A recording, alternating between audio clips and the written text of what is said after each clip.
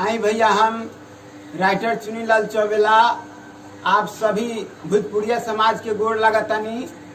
और आज ये नित्या रिकॉर्डिंग स्टूडियो में आज अंजलि जी के देवी सॉन्ग रिकॉर्ड होके जा रहल बा।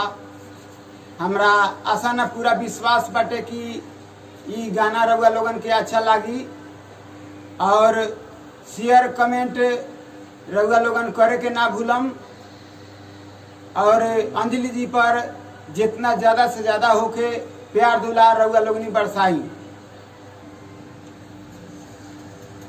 आइए अब हम जिनको गाना लिख कर दिए हैं अंजलि जी को, अब उनसे हम गाने के बारे में पूछेंगे कि अंजलि जी क्या बता रही हैं। बोलिए। नमस्कार, प्रणाम। हम अंजलि राज। आज मेरा नया देवी सॉन्ग नित्या रिकॉर्डिंग में होने जा रहा है, रिकॉर्ड होने जा रहा है। हमारा आशा में पूर्ण विश्वास है कि आप लोग अपना प्यार दुलार बनाए रखें और ज़्यादा से ज़्यादा गाना को शेयर करें, लाइक कमेंट भी करना ना भूलें।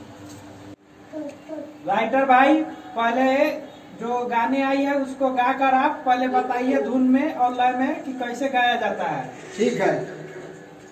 हो कि न सहैया हे दुर्गा मैया, पूजिले हमरा उर चरनावा। हो कि न सहैया हे दुर्गा मैया, पूजिले हमरा उर चरनावा। आहे करतानी तोहर पूजनवा ए माई, आईना हमारा अंगनावा। आहे करतानी तोहर पूजनवा ए माई, आईना हमारा अंगनावा। इस तरह गाना है। चलिए, आप म्यूजिक दे रहा है, म्यूजिक पर गा के बताइए। वही पर सहारे मुंह डोलाना है।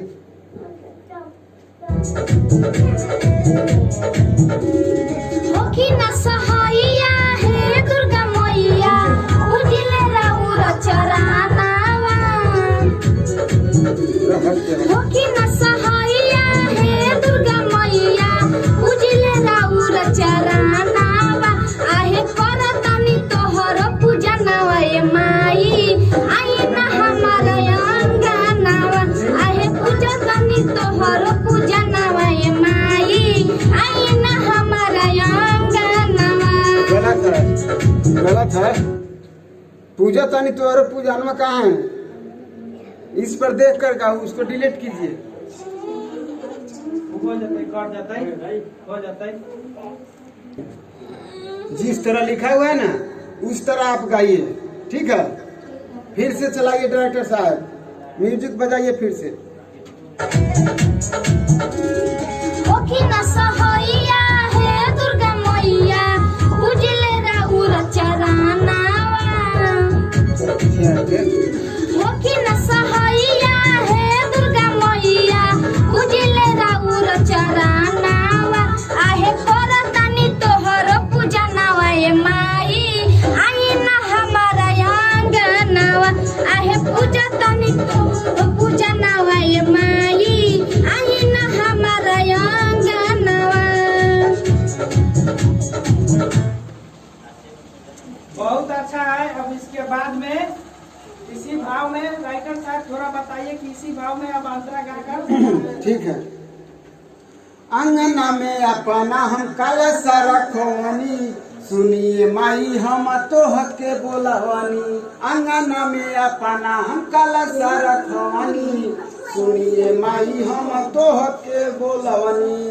करेला भलैया हे देवी मैया, आई न हमारा भवानवा।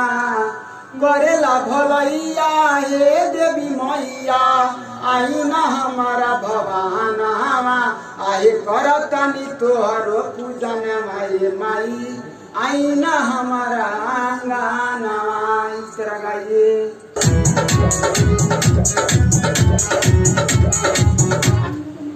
अगले से बजा दीजिए गाना है।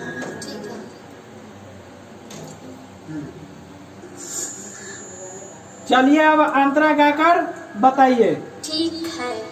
बीट पर चलिए, बीटे पर गाइए एक बेर। अंगना में अपना हम कलश रखवानी, सुनी ना ए माई तोह के बोलवानी।